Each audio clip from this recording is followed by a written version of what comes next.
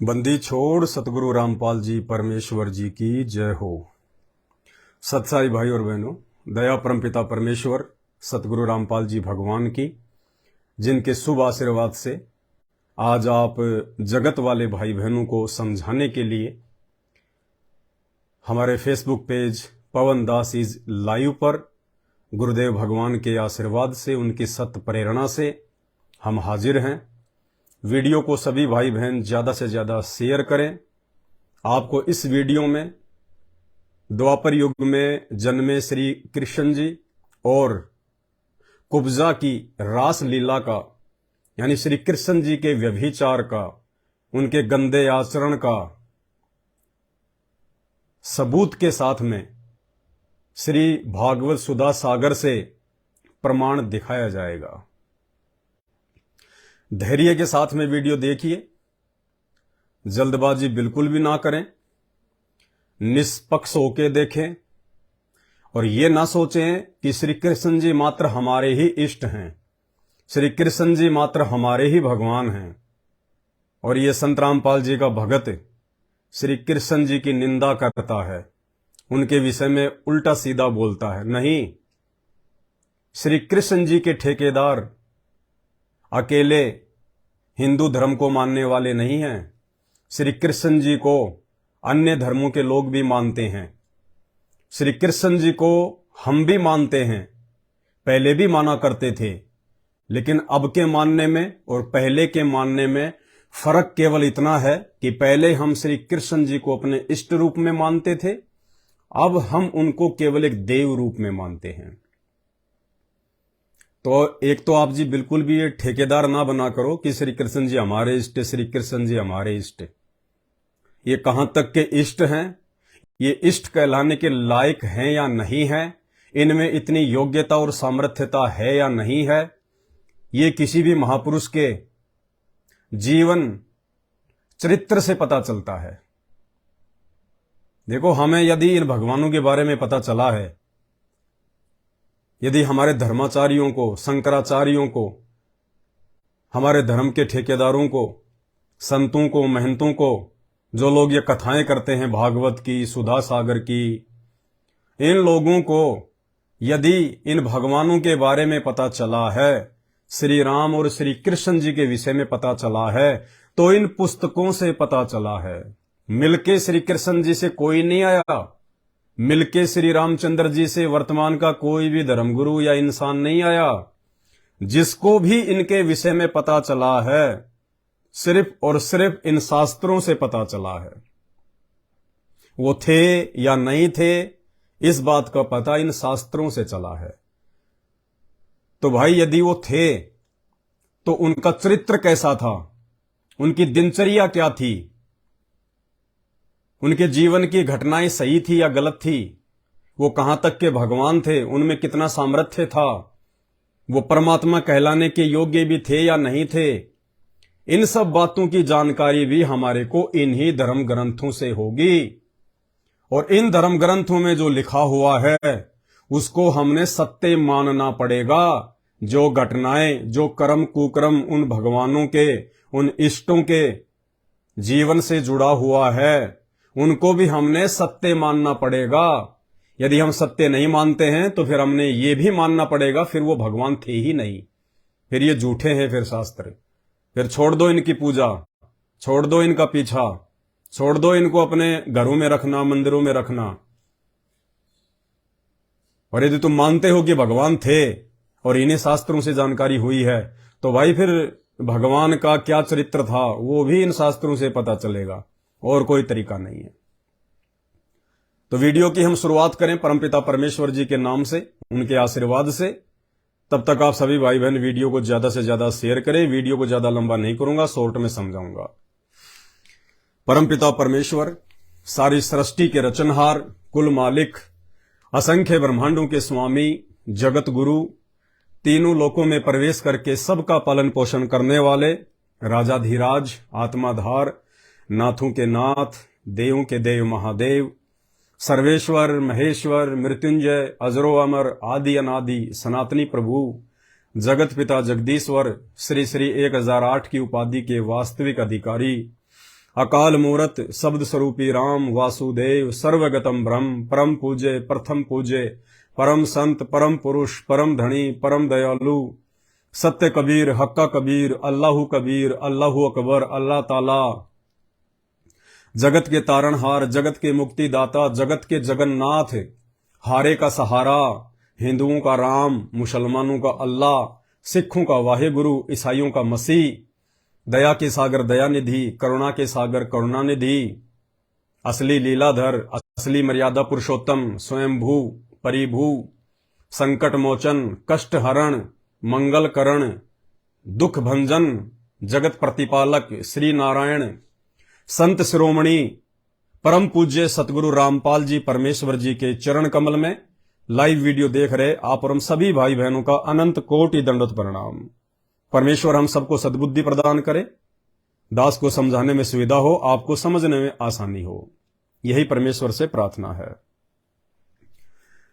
तो जैसे ही दास ने कल 2-3 वीडियो बना के डाले थे जो कि सत्य हैं, शास्त्रों पर आधारित हैं कि भाई हम किस भगवान की पूजा कर रहे हैं, किस भगवान की पूजा करनी चाहिए थी, और ये मानव शरीर, ये अनमोल मानव शरीर हमें किस लिए प्राप्त हुआ है।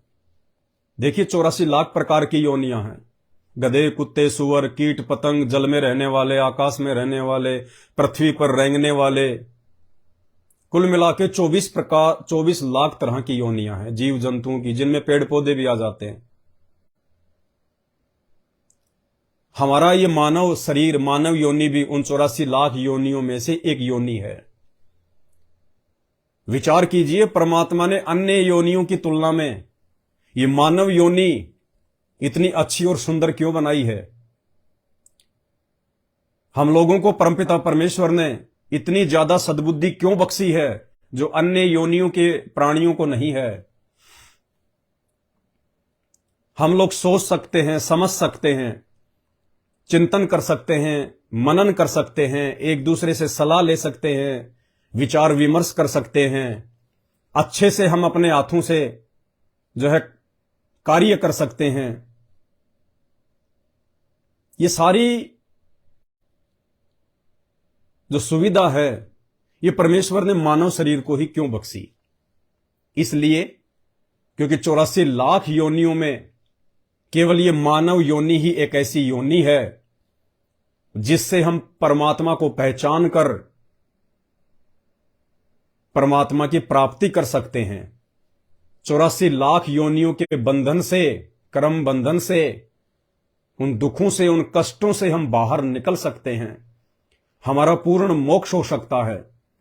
हमारा दोबारा इस धरती पर, इस 21 ब्रह्मांड में, इस काल कसाई के बाड़े में जन्म नहीं होगा। और इन सब बातों की जानकारी इन शास्त्रों में वर्णित है। और ये शास्त्र केवल मानव शरीरधारी प्राणी, चाहे स्त्री हो या पुरुष हो, केवल वो ही इनको देख सकते हैं, इनको पढ़ सकते हैं। गाय भैंस बैल ऊंट ये इन शास्त्रों को नहीं पढ़ सकते, इनको अक्षर ज्ञान की प्राप्ति नहीं हो सकती, क्योंकि ये सारी सुविधा, ये विशेष मौका उस परमपिता परमेश्वर ने, सर्वसृष्टि रचनहार जगदीश ने केवल मानव योनि को प्रदान किया है। तो भाई हमारा जो मुख्य मकसद है हमने उस पर ज्यादा ध्यान देना चाहिए। बाकी रोजी रोटी के लिए काम धंधा है वो भी जरूरी है, लेकिन रोजी रोटी में ही 24 घंटे फंसे रहना ये परमात्मा के आदेश के विरुद्ध है। अरे बाकी क्रिया तो जानवर भी करता है, बच्चों का पालन पोषण करना, बच्चे पैदा करना, मोह ममता में डूबे रहना, विषय वासना भोग विलास में डूबे रहना, और अंत में जैसे आया वैसे ही दुनिया छोड़ के चले जाना, मर जाना। ये काम तो पशु पक्षी भी करते हैं, गधे कुत्ते सुअर भी करते हैं, लेकिन उनसे भिन्न कार्य जो वो योनियां नहीं कर सकती, इन शास्त्रों का अध्ययन, इनको पढ़ना, परमात्मा प्राप्ति के लिए चिंतन मनन करना, ये परमात्मा ने केवल मानव योनि को बख्शी है। इसलिए कहते हैं मानव जन्म दुर्लभ है, ये मिले न बारंबार, क्योंकि 84 लाख योनियों के चक्कर काटने के बाद एक बार मिलता है ये मानव शरीर, सिर्फ एक बार। इतना अनमोल है, इतना कीमती बताया सतगुरुदेव भगवान ने। मानव जन्म दुर्लभ है, ये मिले न बारंबार, जैसे पेड़ से पत्ता टूट गए फिर वापस नहीं लगता डार। एक बार यदि ये छूट गया मानव शरीर और परमात्मा प्राप्ति नहीं हुई, शास्त्रों से हमने सच्चाई को नहीं देखा, नहीं ढूंढा, नहीं स्वीकार किया और शास्त्रों के अनुसार भक्ति नहीं करी, तत्वदर्शी संत को अपना सतगुरु बना के, तो परमात्मा कहते हैं बेटा फिर 84 लाख योनियों में चक्कर काटेगा। फिर कुम्हार के नीचे गधा बन के, किसान के नीचे बैल बन के, कसाई के नीचे सुअर बन के, बकरा बन के, मुर्गा बन के तेरी दुर्गति होगी। फिर तुझे उन योनियों में कोई भी समझाने वाला नहीं मिलेगा। उन योनियों में दुनिया लाइव आएगी, दुनिया बताएगी, लेकिन तू समझने योग्य नहीं रहेगा उन योनियों में, गधे कुत्ते सुअर की योनियों में। इसलिए आज समझ इन बातों को, आज इन बातों पे विचार विमर्श कर, चिंतन मनन कर कि कोई व्यक्ति यदि ऐसा कह रहा है तो क्यों कह रहा है, कहने के पीछे उसका क्या स्वार्थ है, क्या उसका प्रयोजन है, और जो कह रहा है उसका कहीं हमारे शास्त्रों में कोई प्रमाण है या नहीं है। लेकिन उसके बावजूद कुछ मंद बुद्धि लोग अपनी अज्ञानता के चलते, अपनी नासमझी के चलते विरोध प्रकट करते हैं, गाली गलौच लिखते हैं कमेंट्स वगैरह में। वो उनकी अपनी घटिया सोच है, उस पर हम ज्यादा ध्यान भी नहीं देते। और दूसरी बात भाई और बहनों, इन शास्त्रों की कथाएं रोज करते हैं ये पंडित लोग, ये ब्राह्मण लोग, ये कथावाचक, ये धर्मगुरु, धर्माचार्य, लेकिन ये कथाएं क्यों नहीं बताते श्री कृष्ण जी के विषय में। तो जब पहली बार कोई इन कथाओं को बताएगा, कोई आपको सुनाएगा, अरे 4 युग हो गए, 4 युगों में यदि आपको पहली बार कोई इन कथाओं को बताएगा, सुनाएगा, समझाएगा, और सुधा सागर को लिखे हुए लगभग 5000 वर्ष हो गए महर्षि वेदव्यास जी के द्वारा, आज तक इन धर्मगुरुओं में, हमारे धर्माचार्यों ने ये सच्चाई नहीं बताई जो इनमें लिखी हुई है। ये तो परमपिता परमेश्वर जी का धन्यवाद करो, सतगुरु रामपाल जी भगवान का, उस कबीर परमात्मा का, जो 8 सितंबर 1951 को हरियाणा में प्रकट हुए और फिर उन्होंने देश और दुनिया को शास्त्रों का ज्ञान देना शुरू किया। उस परमेश्वर ने आके ये सच्चाई बताई है।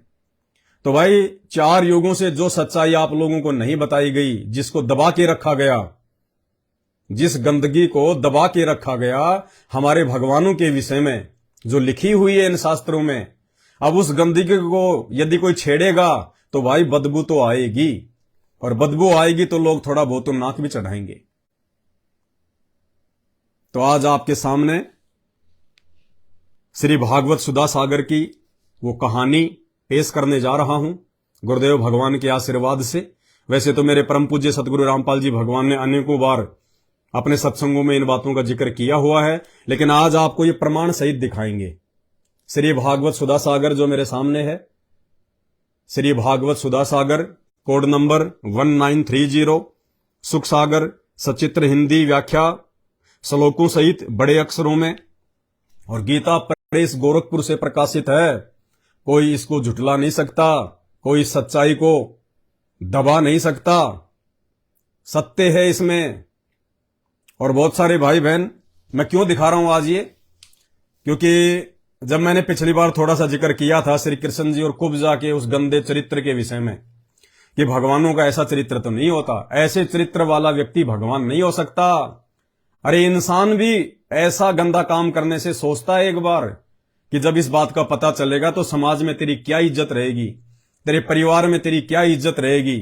और श्री कृष्ण जी जिसको हम भगवान कहते हैं, अपना इष्ट कहते हैं, उन्होंने बिना सोचे समझे उस कुकर्म को कर डाला। तो बहुत सारे भाई बहनों के कमेंट्स आए मेरे पास में।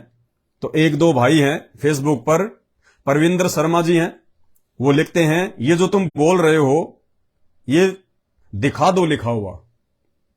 श्री कृष्ण और कुब्जा के विषय में जो तुम बोल रहे हो, तुम इसको दिखा दो लिखा हुआ कहां है। इसका मतलब यदि दिखा दिया गया श्री परविंदर शर्मा जी को, तो ये इस सच्चाई को स्वीकार कर लेंगे, क्योंकि खुद लिख रहे हैं कि ये जो तुम बोल रहे हो ये दिखा दो कहां है। अगर दिखा दिया तो फिर ये मान जाएंगे कि वास्तव में ये भगवान इष्ट कहलाने के योग्य नहीं है, ये भगवान पूजा करवाने के योग्य नहीं है, क्योंकि भगवान का ऐसा गंदा चरित्र नहीं होता है। दूसरे प्रजापति कोमल, दूसरे हैं अनूप शर्मा जी, शर्म कर ले भाई, भगवान को नहीं मानना तो मत मान, पर क्यों मजाक तो मत बना। और जो बोल रहा है ना उसका प्रमाण दे, फिर मानूं कि तू सच बोल रहा है। तो अनूप शर्मा जी, आपने भी यह स्वीकार किया है कि श्री कृष्ण और कुब्जा के विषय में जो तू बोल रहा है कि श्री सुधा सागर में, सुख सागर में लिखा हुआ है, अगर तू उसका प्रमाण दे दे, हमें दिखा दे सुख सागर से, तो हम मान लेंगे कि वास्तव में यह बात सही है और आप भी सच्चाई को स्वीकार कर लेंगे। और आज के बाद आप भी परमपिता परमेश्वर सतगुरु रामपाल जी भगवान के सत्संग सुनना शुरू कर देंगे, जो शास्त्रों में लिखी हुई सच्चाई से लबालब है। तो चलिए, हम समय ज्यादा वेस्ट नहीं करेंगे। और भाई और बहनों, मेरा मकसद किसी की आलोचना करना नहीं है, किसी की निंदा या चुगली करना मेरा मकसद नहीं है। निंदा, चुगली, आलोचना तो घटिया व्यक्ति किया करते हैं। घटिया व्यक्ति जो काम कमेंट्स में कुछ भाई बहन कर रहे हैं, हम आपको सच्चाई बता रहे हैं, हम आपको जो है प्रमाण दिखा रहे हैं। ये पुस्तक श्री भागवत सुधा सागर, ये संत रामपाल जी भगवान ने नहीं लिखी, संत रामपाल जी ने नहीं छापी। ये पुस्तक श्री वेदव्यास जी ने लिखी थी और इसका अनुवाद किया है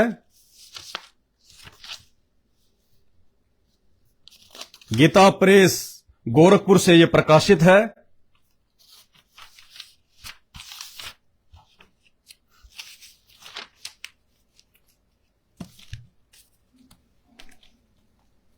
और यह आपकी आंखों के सामने है।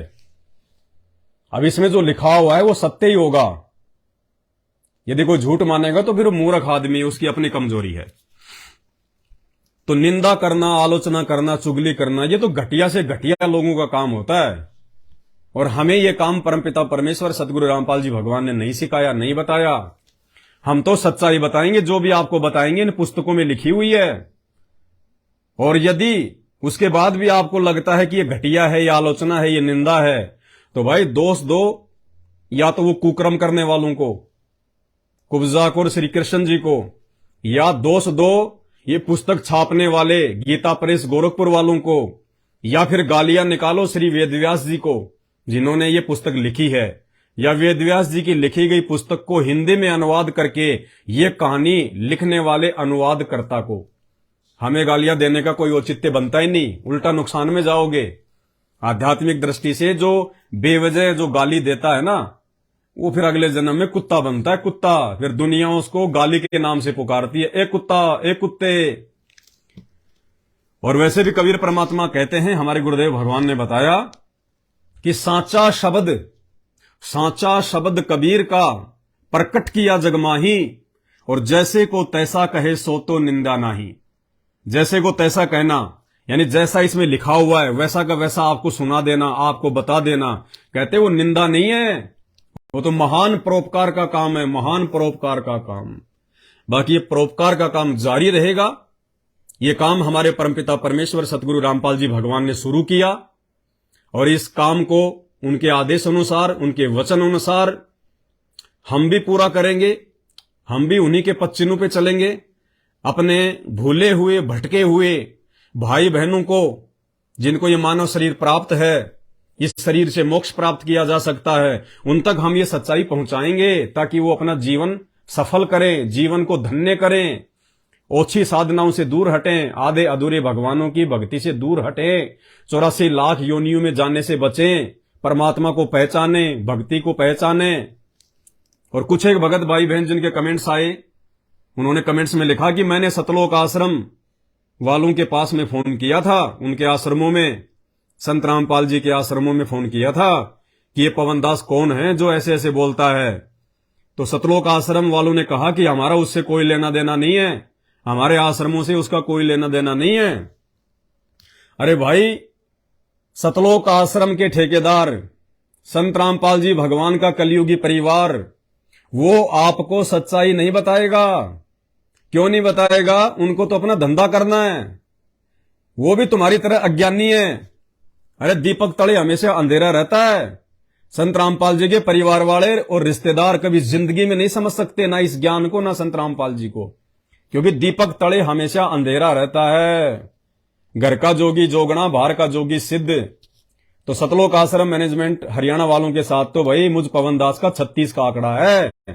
ज्ञान आधार को लेके, ज्ञान और अज्ञान के बीच लड़ाई है, धर्म अधर्म के बीच की लड़ाई है। हम लोग उन अधर्मियों का साथ नहीं दे सकते, उन अज्ञानियों का साथ नहीं दे सकते, वरना उन मूर्खों को, सतलोक आश्रम मैनेजमेंट हरियाणा वालों को, संत रामपाल जी के परिवार वालों को आप लोगों को यह जवाब देना चाहिए था कि वो पवन दास क्या बोल रहा है।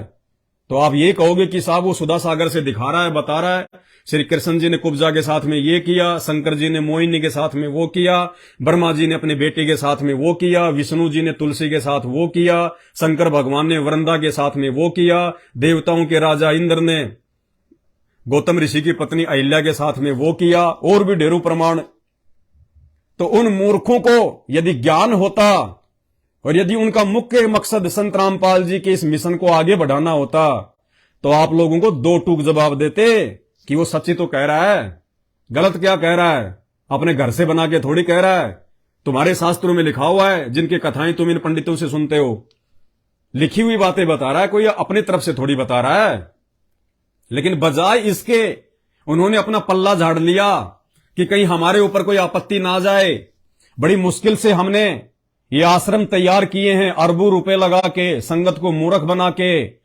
अब हमने पैसे भी तो निकालने हैं, जितना इन्वेस्ट किया है उतने हमने निकालने भी तो हैं मूर्ख संगत से। तो यदि हमने पवन दास का समर्थन कर दिया, इन शास्त्रों का समर्थन कर दिया, तो हमारा तो धंधा बंद हो जाएगा। कल ये लोग आके बैठ जाएंगे हमारे आश्रमों में, धरना दे देंगे, यहां पे मार पिटाइयां हो जाएंगी, लड़ाई झगड़े हो जाएंगे, मुकदमेबाजियां हो जाएंगी, हमारा तो धंधा बंद हो जाएगा, आश्रम बंद हो जाएंगे। तो सतलोक आश्रम मैनेजमेंट हरियाणा को, अर्थात संत रामपाल जी के कलयुगी परिवार को, संत रामपाल जी के ज्ञान से और मिशन से कोई लेना देना नहीं है। उनको केवल अपना धार्मिक धंधा करना, धंधा।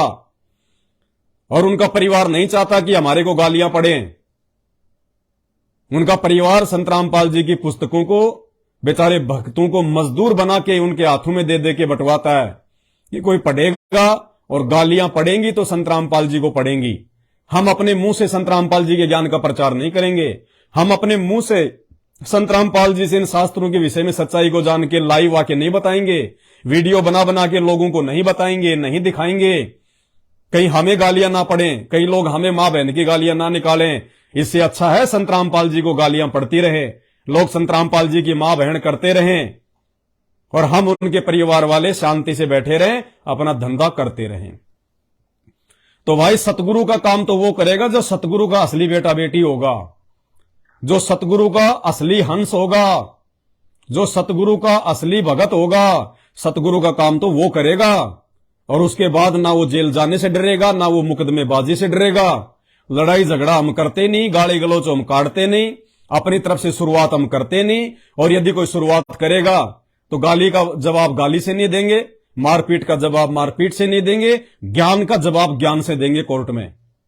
यह हमें सतगुरु रामपाल जी भगवान ने सिखाया। और जिस सच्चाई को ऊपर उठाने के लिए संत रामपाल जी जेल में जाके बैठे हुए हैं, हमें उस जेल में जाके बैठने से कोई डर नहीं है, कोई परहेज नहीं है। और दास 2 बार जेल जाके आ चुका है इस सच्चाई को आप भाई बहनों तक पहुंचाने के लिए, 2 बार जेल जाकर आ चुका है। तो भाई ये झूठी धमकियां ये किसी और को देना। और दूसरी बात जब ये आध्यात्मिक ज्ञान समझ में आ जाता है, ये तत्व ज्ञान समझ में आ जाता है, जब एक भगत को भगवान समझ में आ जाता है, गुरु समझ में आ जाता है, उसके बाद में वो सिर पे वो कफन बांध लेता है। वो फिर अपने स्वार्थ को साइड में रख देता है। वो फिर वही करता है जो उसके गुरु ने किया, और फिर उसके साथ भी वही होता है जो उसके गुरु के साथ हुआ। क्योंकि जो अपने गुरु के पद चिन्हों पे चलेगा उसके साथ तो वही होता है जो उसके गुरु के साथ हुआ। ये पहचान होती है एक असली शिष्य की, एक असली भगत की। यदि वो भगत अपने गुरु के पद चिन्हों पे चल रहा है तो उसका और जगत का ज्ञान और अज्ञान को लेकर 36 का आंकड़ा होता है। लेकिन इस सबसे बढ़ के एक बात और बता दूं आपको, ये हिम्मत हमें क्यों मिलती है, कहां से मिलती है?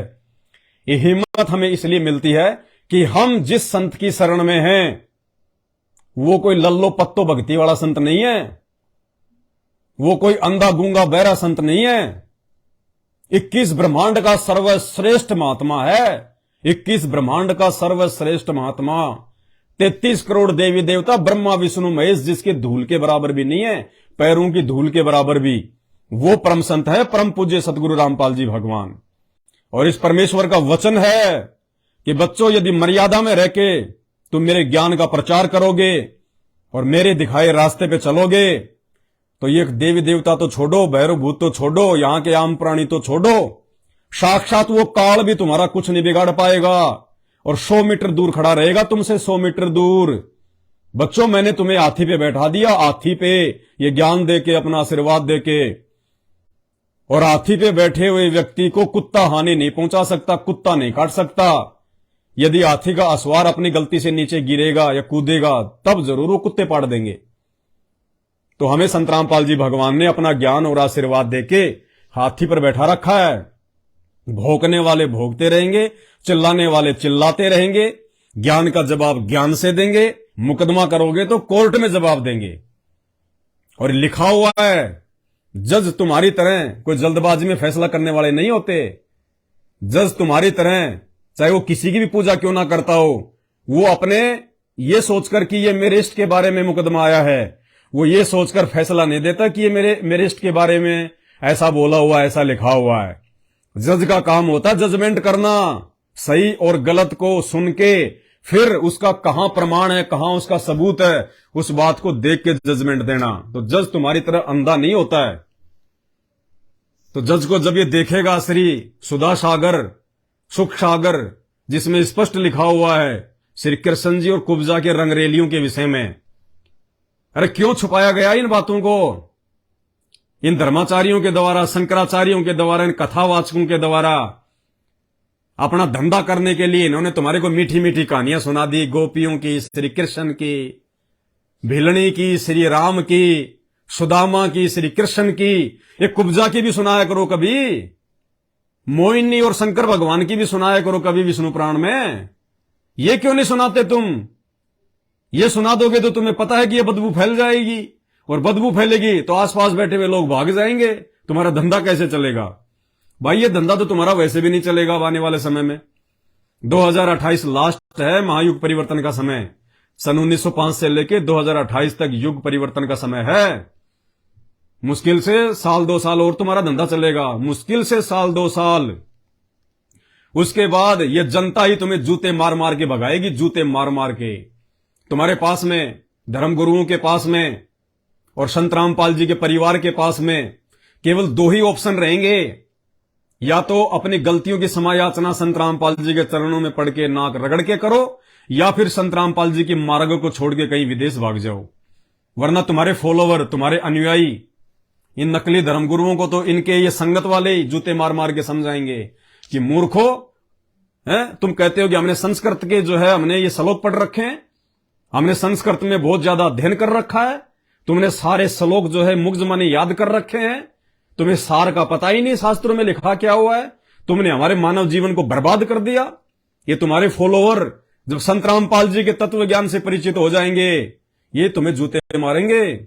और इधर संत रामपाल जी का परिवार जो भोली संगत को मूर्ख बना के, और वर्तमान समय जो भक्तों को भक्ति करवाने का समय था, मर्यादाओं में रखने का समय था, ज्यादा से ज्यादा जो है परमात्मा के मंत्रों का जाप करवाने का समय था, उस समय को इन्होंने आश्रम बनवा बनवा के भक्तों को वहां पे मजदूर बना के लाइन में खड़ा कर रखा है। सीमेंट के कट्टे उठवाए जा रहे हैं उनसे, धर्म को धंधा बनाया जा रहा है। तो आने वाले समय में यह संगत स्प्रिंग को एक हद तक दबाया जा सकता है। कितना दबाओगे स्प्रिंग को? तुम्हारे झूठे पाठों से, तुम्हारी झूठी ज्योतियों से, तुम्हारे झूठे झाड़े लगाने से, झूठे भंडारे करने से ये प्रारब्ध के कर्म नहीं कटते। तुमने सबकी मर्यादा तोड़वा रखी है, क्योंकि तुम खुद मर्यादाओं में नहीं हो। तुम सबसे बड़े मर्यादा विहीन हो, संत रामपाल जी के परिवार वाले और ये कोऑर्डिनेटर सबसे बड़े मर्यादा विहीन। और तुम्हारी कुसंगति करके ये संगत कब तक सुखी रहेगी? इन बेचारों की पिछली बैटरी चल रही है, थोड़े बहुत इनके पुण्य चल रहे हैं जो कभी इन्होंने मर्यादा में रह के भक्ति की थी, लेकिन कब तक चलेंगे? स्प्रिंग को कब तक दबाओगे? तुम्हारे साथ वो बनेगी जो कमाल के साथ में बनी थी।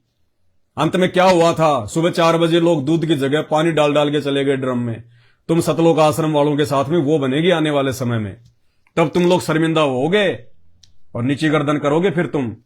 तो चलिए अब हम अपने पॉइंट पे आते हैं। श्री भागवत सुधा सागर, और श्री भागवत सुधा सागर में सबसे पहले हम लेंगे 42वां अध्याय। ये देख लेना भाई, जिन जिन को शंका है कि श्री कृष्ण और कुब्जा के विषय में किसी शास्त्र में नहीं लिखा हुआ।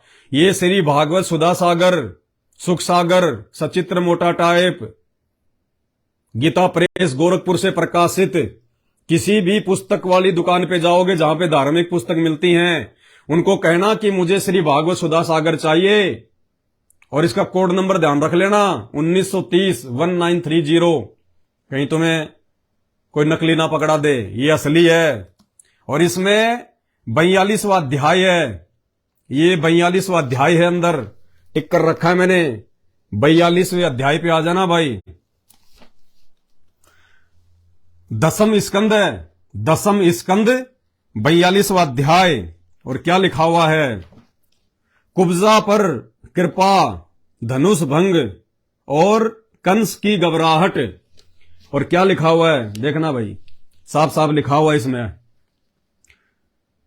श्री सुखदेव जी कहते हैं, परीक्षित, इसके बाद भगवान श्री कृष्ण जब अपनी मंडली के साथ राजमार्ग से आगे बढ़े, तब उन्होंने एक युवती स्त्री को देखा।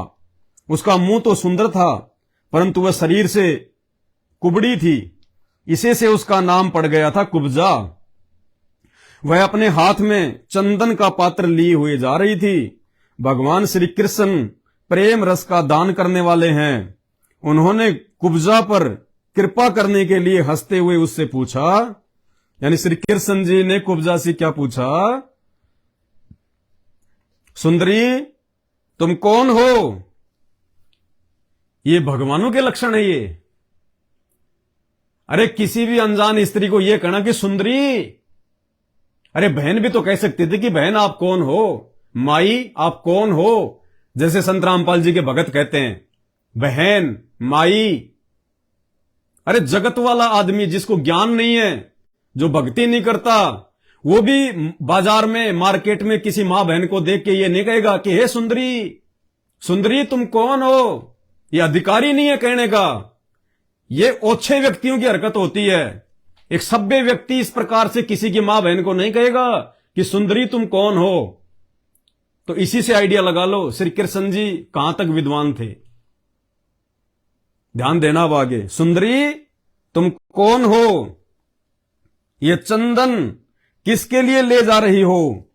अरे आप अपनी बहन के साथ कहीं जा रहे हो, अपनी बीवी के साथ आप कहीं जा रहे हो, और कोई व्यक्ति अचानक से कहे कि सुंदरी तुम कौन हो, तो तुम्हें 2 थप्पड़ मारेगा खींच के उसका भाई या उसका पति जो उसके साथ में होगा कि नालायक व्यक्ति, तेरे को बोलने की तमीज नहीं है, बहन कह के नहीं बोल सकता था। अब ये श्री कृष्ण जी क्या कह रहे हैं, सुंदरी तुम कौन हो। लेकिन भाई वो राजा थे, अब राजा तो मनमर्जी करता है। अब राजा को कौन टोक दे, राजा को कौन बोल दे? राजा चाहे सुंदरी बोले, चाहे अपनी पत्नी बोले, चाहे जो मर्जी बोले किसी को। आज तो चलो फिर भी हमारे लिए कुछ अधिकार हैं संविधान में, उस समय तो संविधान था ही नहीं, उस समय तो राजा का अपना मनमाना संविधान था। तो भाई श्री कृष्ण जी तो उस समय राजा थे, उनको कौन कुछ टोक दे, वो चाहे किसी को सुंदरी बोले, चाहे जो मर्जी बोले। सुंदरी तुम कौन हो? ये चंदन किसके लिए ले जा रही हो? कल्याणी हमें सब बात सच सच बतला दो। ये उत्तम चंदन, यह अंगराग हमें भी दो। इस दान से शीघ्र ही तुम्हारा परम कल्याण होगा। उबटन आदि लगाने वाली सैरंधी कुब्जा ने कहा, परम सुंदर, मैं कंस की प्रिय दासी हूं। महाराज मुझे बहुत मानते हैं। मेरा नाम त्रिवक्रा अर्थात कुब्जा है। मैं उनके यहां चंदन अंग राग लगाने का काम करती हूं। मेरे द्वारा तैयार किए गए चंदन और अंग राग भोजराज कंस को बहुत भाते हैं, परंतु आप दोनों से बढ़कर उसका और कोई उत्तम पात्र नहीं है। भगवान के सौंदर्य, कुसुमारता, रसिकता, मंदहास्य, प्रेमालाप और चारु चितवन से कुब्जा मन हाथ से निकल गया। उसने भगवान पर अपना हृदय न्यौछावर कर दिया। उसने दोनों भाइयों को वह सुंदर और गाढ़ा अंगराग दे दिया। तब भगवान श्री कृष्ण ने अपने सांवले शरीर पर पीले रंग का और बलराम जी ने अपने गोरे शरीर पर लाल रंग का अंगराग लगाया तथा नाभि से ऊपर के भाग में अनुरंजित होकर वे अत्यंत सुशोभित हुए। भगवान श्री कृष्ण उस कुब्जा पर बहुत प्रसन्न हुए। उन्होंने अपने दर्शन का प्रत्यक्ष फल दिखलाने के लिए 3 जगह से टेढ़ी किंतु सुंदर मुख वाली कुब्जा को सीधी करने का विचार किया। भगवान ने अपने चरणों से कुब्जा के पैरों के दोनों पंजे दबा लिए और हाथ ऊंचा करके 2 अंगुलियां उनकी ठोडी में लगाई तथा उनके शरीर को तनिक उचका दिया। उचकाते उसके सारे अंग सीधे और समान हो गए। अब आगे देखना क्या लिख रहा है लेखक। प्रेम और मुक्ति के दाता भगवान के स्पर्श से वह तत्काल विशाल नितंब तथा 3 पयोधरों से युक्त एक उत्तम युवती बन गई। लेखक को भी शर्म नहीं आ रही। कहते जैसे सीधी होगी उसके नितंब अच्छे खासे मोटे मोटे हो गए। अब नितंब क्या होते हैं आप लोग अच्छे से जानते हो। बताओ, ये लिखने की बात है ये यहां पे कि जैसे ही वो सीधी हुई उसके नितंब बड़े मोटे मोटे हो गए, सुंदर हो गए। अरे क्या जरूरत है बात यहां लिखनी। ये लिख देता कि एकदम सीधी हो गई, सामान्य स्त्री की तरह हो गई। बस उनके उन अंगों का वर्णन करना यहां पे कोई जरूरी था क्या। आगे देखिए। उसी क्षण कुब्जा रूप गुण और उदारता से संपन्न हो गई। उसके मन में भगवान से मिलन की कामना जाग उठी। जैसे कुब्जा सीधी हो गई, जवान युवती हो गई, कुब्जा के मन में श्री कृष्ण जी से कामना की। क्या कह रहे हैं, उसके मन में भगवान से मिलन की कामना जाग उठी, यानी श्री कृष्ण जी से भोग विलास करने की, सेक्स करने की कामना जाग उठी। किसमें? कुब्जा में। चलो कोई बात नहीं, कुब्जा तो एक सामान्य स्त्री थी। कुब्जा कोई भगवान नहीं था, वो परमात्मा नहीं थी, वो तो एक आम प्राणी थी, आम स्त्री थी। उसके मन में तो ये दोष आ सकता है, कोई बड़ी बात नहीं है। कुब्जा के मन में भगवान से भोग विलास करने की कामना जाग उठी। उसके मन में भगवान के मिलन की कामना जाग उठी। उसने उनके दुपट्टे का छोर पकड़कर मुस्कुराते हुए कहा। कुब्जा ने श्री कृष्ण जी के दुपट्टे का छोर पकड़कर झटका मार के और मुस्कुराते हुए कहा। क्या कहा? वीर शिरोमणे, आइए घर चलें। मैं आपको यहां अकेला नहीं छोड़ सकती, क्योंकि आपने मेरे चित्त को मथ डाला। पुरुषोत्तम, मुझदासी पर प्रसन्न होइए। लिख रहा पुरुषोत्तम। पुरुषोत्तम का मतलब होता है भगवान, परमात्मा। और भगवान के आसपास भी भोग विलास नहीं होता, काम वासना नहीं होती। भगवान इस गंदे काम के आसपास भी नहीं होता है। तो उसने कहा कि चलिए मेरे घर पे चलिए आप भोग विलास के लिए। आगे देखिए। जब बलराम जी के सामने ही कुब्जा ने इस प्रकार प्रार्थना की, तब भगवान श्री कृष्ण ने अपने साथी ग्वाल बालों के मुंह की ओर देखकर हंसते हुए उनसे कहा, सुंदरी, तुम्हारा घर संसारी लोगों के लिए अपनी मानसिक व्याधि मिटाने का साधन है। मैं अपना कार्य पूरा करके अवश्य वहां आऊंगा। उस समय बलराम जी श्री कृष्ण के साथ में थे और कई जो ग्वाल वाले थे वो भी साथ में थे। जब कुब्जा ने कहा कि आओ मेरे घर चलो, तो श्री कृष्ण जी ने पहले अपने भाई की तरफ देखा, फिर अपने साथियों की तरफ देखा और वो शर्मा गए कि अगर अभी चला जाऊंगा तो मेरे बारे में क्या सोचेंगे। मौका देख के आऊंगा छुप छुपा के, मैं अपना कार्य पूरा करने के लिए अवश्य आऊंगा। कुब्जा से कहा कि मैं जरूर आऊंगा तेरे घर पे। ये 42वां अध्याय है, 10वां स्कंद है, इसको हम यही छोड़ देते हैं। इसके बाद में हम चलते हैं थोड़ा सा आगे, और थोड़ा सा आगे कहां पे? इसी सुख सागर में 42वें अध्याय के बाद में ये 48वां अध्याय आ गया। 48वां अध्याय, 10वां स्कंद, भगवान का कुब्जा और अक्रूर जी के घर जाना। अब देखिएगा, श्री सुखदेव जी कहते हैं, परीक्षित, तदंतर सबके आत्मा तथा सब कुछ देखने वाले भगवान श्री कृष्ण अपने से मिलने की आकांक्षा रखकर व्याकुल हुई कुब्जा का प्रिय करने, उसे सुख देने की इच्छा से उसके घर गए। उसकी काम वासना को शांत करने के लिए श्री कृष्ण जी उसके घर पे गए, उसको सुख देने, यानी उसकी काम वासना को शांत करने के लिए। श्री कृष्ण अपने से मिलन की आकांक्षा रखकर व्याकुल हुई कुब्जा का प्रिय करने, उसे सुख देने की इच्छा से उसके घर गए। कुब्जा का घर बहुमूल्य सामग्रियों से संपन्न था। उसमें श्रृंगार रस का उद्दीपन करने वाली बहुत सी साधन सामग्री भरी हुई थी।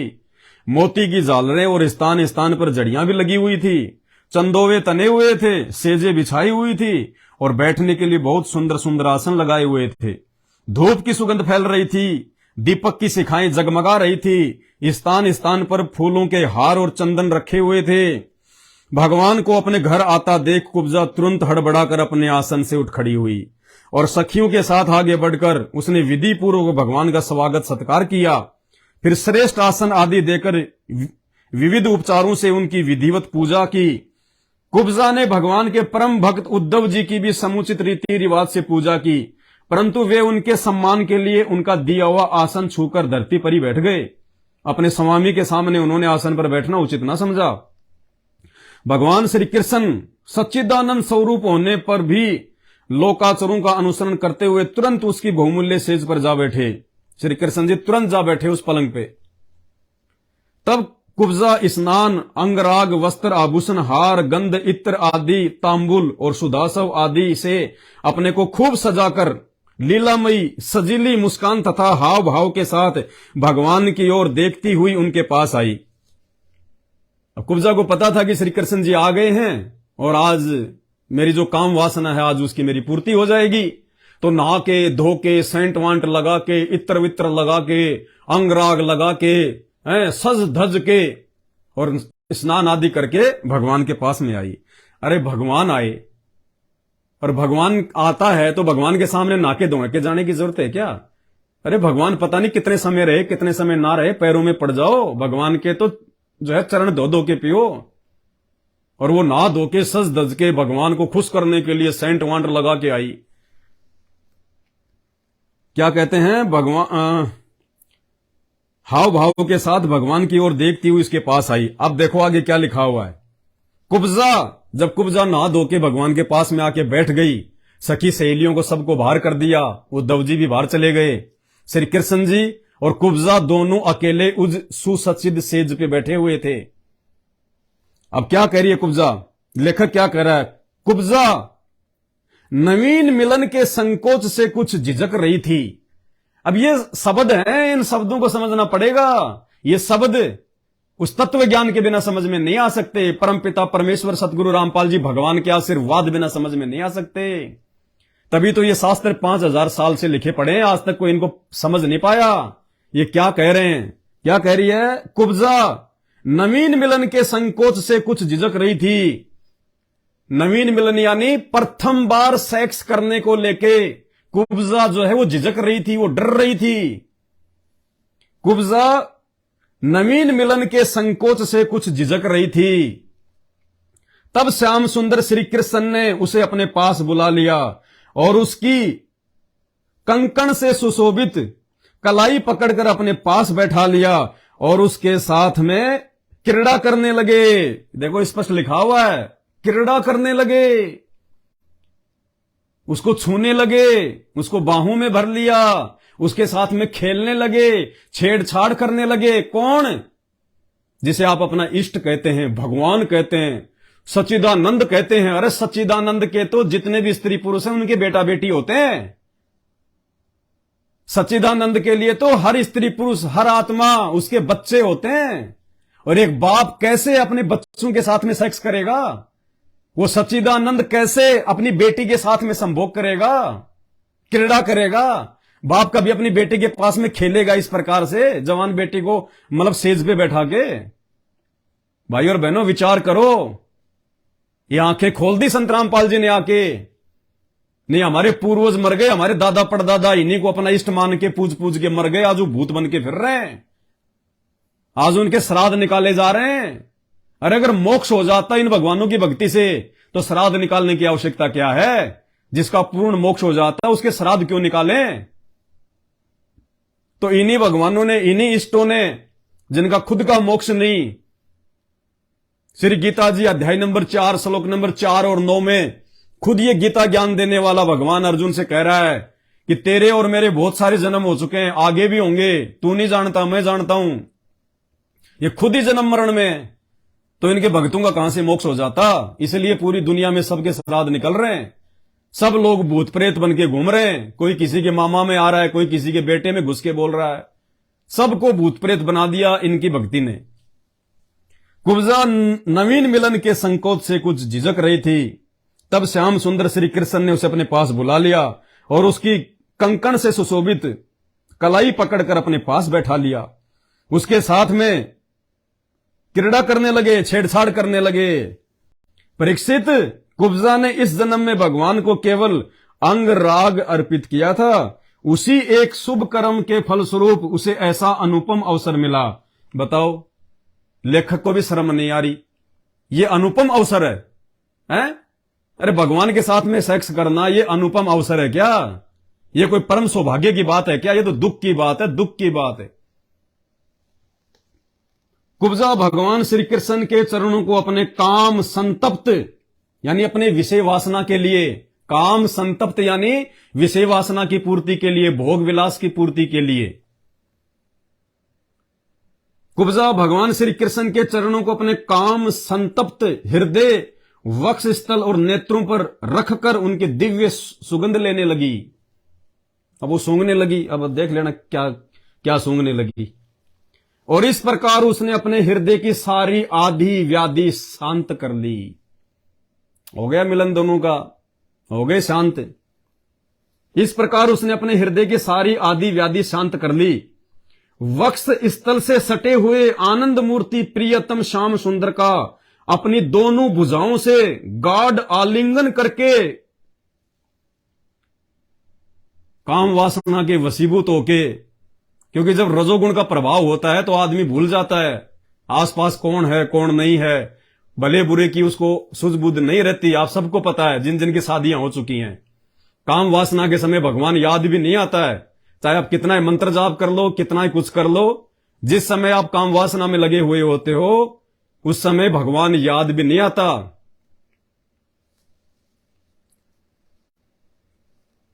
वक्ष स्थल से सटे हुए आनंद मूर्ति प्रियतम श्याम सुंदर का अपनी दोनों भुजाओं से गाढ़ आलिंगन करके, यानी कुब्जा ने श्री कृष्ण जी को अपनी दोनों भुजाओं से जबरदस्ती कस के पकड़ लिया, आलिंगन करने लगी, चुंबन करने लगी।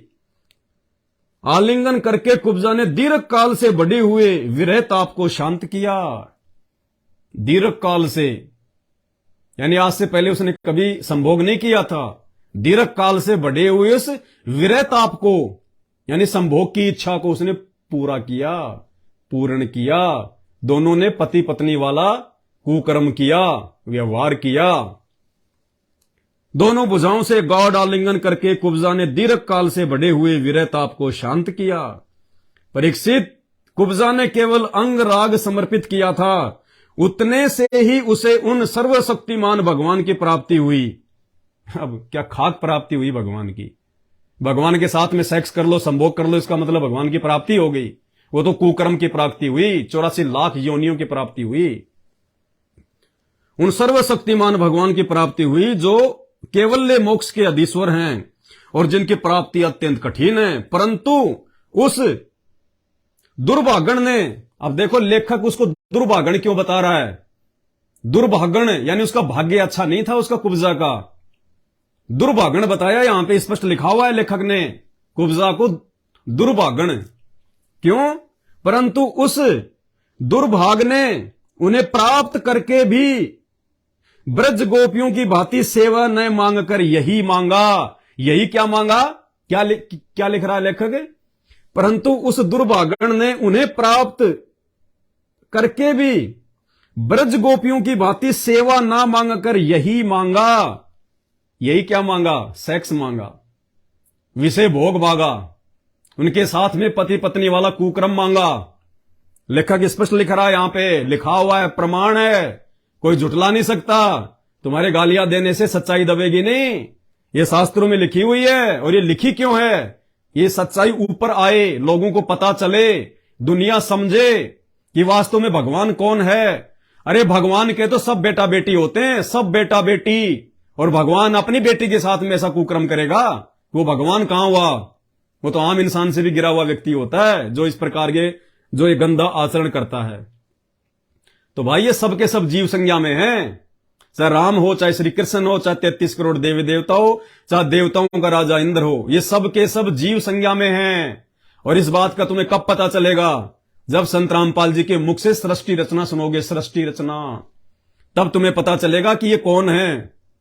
ये खुद 84 लाख योनियों में जाते हैं, ये खुद गधे कुत्ते सुअर बनते बेचारे। काल ने सबकी चोटी पकड़ रखी इनकी। ये काल कौन है? काल क्यों ब्रह्मा विष्णु महेश के माध्यम से सृष्टि करवाता है, पालन करवाता है और लोगों को मरवाता है? तीनों देवताओं को मारने की, पालने की, संहार करने की ड्यूटी किसने दी हुई है? इस बात का पता तुम्हें शास्त्रों से चलेगा, श्री भागवत सुधा सागर से पता चलेगा। ये श्री भागवत सुधा सागर स्पष्ट लिखा हुआ है। ये तीनों देवता किसके अधीन होके काम करते हैं? इन तीनों देवताओं से ये कर्म कौन करवाता है? काल, दुर्गा का पति। पेज नंबर 28, पहला स्कंद ध्यान से पढ़ लेना। पेज नंबर 531 और 30, 35 इसमें पढ़ लेना। तीसरे स्कंद में, इसके 6ठे अध्याय में सारी चीजें लिखी हुई है। परंतु उस दुर्भागन ने उन्हें प्राप्त करके भी ब्रज गोपियों की भांति सेवा नाम मांगकर यही मांगा। प्रियतम, फिर क्या कह रही हो कुब्जा? प्रियतम, आप कुछ दिन यहीं रहकर मेरे साथ में क्रीड़ा कीजिए। कुब्जा कह रही है कि हे प्रियतम, आप थोड़े दिन और रुको, मेरे साथ रह के यही कुकर्म करो, क्रीड़ा कीजिए मेरे साथ यहीं रह के, कुछ दिन और रह के। स्पष्ट लिखा हुआ भाई, झूठ बोले तो हमारे मुंह में कीड़े पड़े। स्पष्ट लिखा हुआ है, शास्त्र में लिखा हुआ है। और सच को सच कहना निंदा चुगली में नहीं आता, महान परोपकार के काम में आता है, ताकि आप लोग भगवानों को पहचानो और सही भक्ति करके अपना आत्म कल्याण करवाओ। प्रियतम, आप कुछ दिन यहीं रहकर मेरे साथ में क्रीड़ा कीजिए, क्योंकि हे कमल नयन, मुझसे आपका साथ नहीं छोड़ा जा रहा। कि मेरी इच्छा नहीं कर रही कि मैं आपको छोड़ दूं, अभी कुछ दिन और रहो मेरे साथ में, यही गंदा कर्म करो। परीक्षित, भगवान श्री कृष्ण सबका मान रखने वाले और सर्वेश्वर हैं। उन्होंने अभिष्ट वर देकर उनकी पूजा स्वीकार की। यानी श्री कृष्ण ने हां भर दी कि ठीक है, मैं फिर कभी आऊंगा, उसका मान रख लिया। और फिर अपने प्यारे भगत उद्धव जी के साथ अपने सर्व सम्मानित घर लौट आए। परीक्षित, भगवान ब्रह्मा आदि समस्त ईश्वरों के भी ईश्वर हैं। भगवान ब्रह्मा आदि समस्त ईश्वरों के भी ईश्वर हैं। यानी श्री कृष्ण जी ब्रह्मा के भी भगवान हैं, ऐसे कर्म करने वाले। और ब्रह्मा जी का भी दिखाएंगे आपको आने वाले दिनों में। अभी तो दास कहीं जा रहा है परमात्मा की सेवा में, उसके बाद में आपको ब्रह्मा जी का भी दिखाएंगे, भरी सभा में, देवताओं के सामने। अरे चलो, ये तो श्री कृष्ण जी थे, इन्होंने तो किसी और स्त्री के साथ में ये कुकर्म किया। ब्रह्मा जी ने तो खुद की बेटी सरस्वती को ही पीछे से बात भर ली, काम वासना के वशीभूत होके, भरी सभा में। भगवान ब्रह्म आदि समस्त ईश्वरों के भी ईश्वर हैं। उनको प्रसन्न कर लेना भी जीव के लिए बहुत ही कठिन है, और कोई उन्हें प्रसन्न करके उनसे विशेष सुख मांगता है। क्या कह रहा है लेखक? ये पहली बात तो भगवान को प्रसन्न करना बड़ा कठिन है, और यदि भगवान को प्रसन्न करके यदि कोई विशेष सुख ही मांगता है, विशेष सुख यानी भौतिक सुख सुविधाएं, जैसे उसने कुब्जा ने मांगी, क्योंकि प्रकरण किसका चल रहा है? कुब्जा का। कुब्जा को लेके ये बात कही जा रही है कि पहली बात तो भगवान को पाना बड़ा कठिन है, और भगवान को पाकर भी यदि कोई विशेष सुख ही मांगता है, यानी भोग विलास ही मांगता है, सेक्स की ही इच्छा रखता है, तो कहते हैं जो कोई उन्हें प्रसन्न करके उनसे विशेष सुख मांगता है, वह निश्चय ही दुर्बुद्धि है। कहते हैं वो दुर्बुद्धि इंसान है वो, जो कुब्जा ने किया। क्योंकि वास्तव में विशेष सुख अत्यंत तुच्छ नहीं के बराबर है। कि जो विशेष सुख है, जो भोग विलास है, ये तो नहीं के बराबर है, बहुत घटिया कर्म है। ये लेखक ने लिखा है। 42वां अध्याय और 48वां अध्याय कुब्जा और श्री कृष्ण जी के मिलन को लेके है। भाई पढ़ लेना, मार्केट से ले आना, 200-250 रुपए इसकी कीमत है। आंख फाड़ के देख लेना। श्री भागवत सुधा सागर आपको बता दिया है, दिखा दिया है, हिंदी के साथ में है, कोड नंबर 1930 है। पीछे का ये उसको दिखा देना चित्र, गीता प्रेस गोरखपुर से यह प्रकाशित है। अब भाई कहते हैं हाथ कंगन को आरसी क्या, पढ़े लिखे को फारसी क्या। भैंस के आगे तो कितना ही बीन बजाओ, उसको तो समझ में आएगी नहीं। और जो समझदार होंगे वो विचार करेंगे इन बातों पे, और वो पुण्यात्माएं संत रामपाल जी भगवान के सत्संग सुनना शुरू करेंगी। ये है सबका पिता, सबका बाप। तुम कहते हो ना, नहीं इन पे बलात्कार करो, बलात्कार, आप कोई माई का लाल चैलेंज कर रहा है ये पवनदास, कोई माई का लाल इस सच्चिदानंद पर, सर्व सृष्टि के रचनहार पर, सर्व सृष्टि के स्त्री पुरुष जिनके बेटा बेटी हैं, जिनके बच्चे हैं, इंसानों से लेकर जानवर तक सब इनके बेटा बेटी, इनके बच्चे हैं, सब इन्हीं की आत्माएं हैं। इस आत्माधार पर, नाथों के नाथ पर, संत रामपाल जी भगवान पर कोई माई का लाल बलात्कार जैसा घटिया आरोप सिद्ध कर दे, साबित कर दे, ये पवनदास उसी समय अपनी गर्दन काट के रख देगा, गर्दन काट के। अरे ये तो वो सच्चिदानंद है जिसने नकली सच्चिदानंदों की ये शास्त्र दिखा दिखा के पोल खोल दी। एक होता है बलात्कार, एक होता है व्यभिचार। तुम तो बलात्कार का आरोप लगा रहे हो संत रामपाल जी पे। मूर्खों, कौन से नरक में जाओगे? पहले संत को पहचान लो। देखा देखी मत किया करो कमेंट से, बहुत महंगा पड़ेगा। ये आध्यात्मिक जीवन है। हमारे गुरुदेव कहते हैं घास के तिनके की भी निंदा नहीं करनी चाहिए, बिना सोचे समझे, बिना देखे। ना जाने कब हवा चले और वो तिनका आंख में गिर जाए, बहुत ज्यादा पीड़ा देता है। तुम तो परम संत की निंदा कर रहे हो बिना सोचे समझे, बिना उनके विचार सुने, बिना उनके सत्संग सुने। किसी भी महापुरुष के विषय में यदि पहले जानना है तो पहले उसका जीवन चरित्र देख लो, उसके विचार सुनो। कहते हैं मालिक की वाणी है,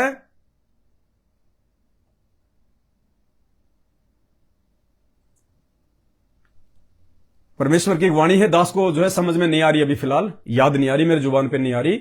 हां, साधु शब्दा परखिए। साधु जो होता है ना संत, उसकी पहचान उसके शब्दों से करनी चाहिए, उसके सत्संगों से करनी चाहिए, उसके प्रवचन से करनी चाहिए, उसके विचारों से करनी चाहिए, उसके द्वारा लिखित साहित्य से करनी चाहिए। साधु शब्दा परखिए। और दुख पड़े घरनार, घर की औरत को उस समय जो है वो परखना चाहिए जब आपके घर पे कोई आपत्ति आ जाए, कोई संकट आ जाए। उस समय एक स्त्री की पहचान होती है, वो कितना अपने पति का साथ देती है या उठा के सामान मायके की तरफ वो दौड़ लेती है। तो कहते हैं साधु शब्दा परखिए, दुख पड़े घरनार। और सूरवीर जब जानिए, जब रण बाजे तलवार। योद्धा, सूरवीर, उसकी पहचान युद्ध के क्षेत्र में होती है, जब दोनों आमने सामने जब सेनाएं होती हैं। और जो सूरवीर होता है वो अपना अंग अंग कटवा लेगा लेकिन मैदान छोड़ के नहीं भागता। और जो मैदान छोड़ के पीठ दिखा के भाग जाए वो सूरवीर नहीं, वो कायर होता है, कायर। तो पहले संत रामपाल जी के विषय में जान लो, पहचान लो इनको, इनके सत्संग सुन लो। हवा में तीर मारना छोड़ दो, बहुत महंगे पड़ेंगे। तुम्हें इस काल भगवान का ये कर्म आधार का नियम नहीं पता अभी तुमने। इस जुबान से निकले एक एक शब्द की कीमत चुकानी पड़ती है। जुबान से निकले हुए शब्द तो छोड़ दो, मन, कर्म और वचन से भी यदि तुमने किसी का बुरा सोच लिया, किसी की निंदा कर दी, तुमने किसी की चुगली कर दी, वो उसका भोग भोगना पड़ता है, बहुत भयंकर। और जो तुम कह रहे हो तुम चुगली करते हो, निंदा कर रहे हो, चुगली निंदा वो होती है जो इन शास्त्रों में ना लिखा हो और उसके बावजूद हम उनको भला बुरा कहें, वो होती है निंदा चुगली। और ऐसे कर्म करने वाला घोर नरक में जाता है, घोर नरक में। हम तो परोपकार का काम कर रहे हैं, इन शास्त्रों में लिखा हुआ बता रहे हैं आपको। फिर लिखा क्यों है ये? अगर ऐसा हुआ ही नहीं था तो लिखा क्यों है? फिर हटा देना चाहिए था। और अगर ये गलती से लिखा गया, ये गलत था, तो आज भी गीता प्रेस गोरखपुर इसको क्यों छाप रही है? हिंदू धर्म के सारे ठेकेदार, सारे संत महात्मा मिलके धरने दो और इस पेज को हटवा दो, इस अध्याय को हटवा दो। अगर ये गलत है तो क्यों नहीं हटवा पा रहे? क्योंकि ये परम सत्य है। इन भगवानों ने ऐसे कुकर्म किए हैं, इनके चरित्र पर दाग हैं, क्योंकि ये भगवान नहीं है, ये परमात्मा नहीं है, ये सच्चिदानंद नहीं है, ये आप और हमारी तरह जीव हैं, जीव। अरे दो इंसान हैं, एक ही बाप के दो बेटे हैं। एक बेटा तो उसका पढ़ लिख के जो है आईएएस बन जाता है, और एक बेटा नहीं पढ़ता, या पढ़ाई के समय वो गफलत करता है, वो खेत में हल चलाता है, वो मजदूरी करता है। हैं दोनों एक ही बाप के बेटे। तो इंसान जो इस धरती पे हैं वो भी उसी परमपिता परमेश्वर के बच्चे हैं। और जो ये देव पद पे बैठे हैं, जो अच्छी भक्ति करके, किसी जन्म में अच्छी भक्ति करके, ओम नाम की साधना करके, जप तप करके, ये मरने के बाद में देव पद पे जाके बैठ गए। बस इतना ही अंतर है। जैसे एक बाप के दो बेटे, एक तो मजदूरी कर रहा और एक जो है जिला कलेक्टर बन गया। है दोनों बेटे ही, है दोनों इंसान ही। तो इसी प्रकार इन भगवानों की स्थिति है।